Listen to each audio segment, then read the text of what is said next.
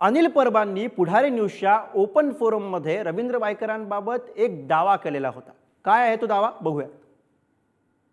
हे जरी आमदार असले तरी शिवसैनिकांची फौज आणि शिवसैनिकांची निष्ठा ही आजही शिवसेना उद्धव बाळासाहेब ठाकरे गटाकडे आहे। वायकर देखील हे अतिशय कडवट शिवसैनिक आहेत।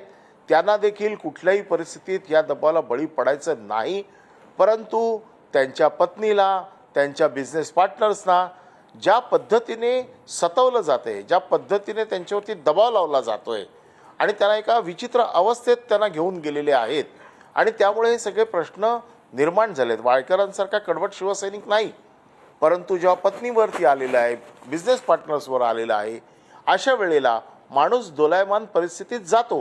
ही वस्तुस्थिती आहे, कोणाच्या बाबतीतही होऊ शकतं। आज शिंदे गटात गेलेले कित्येक लोक याच मनस्थितीतनं गेलेले आहेत।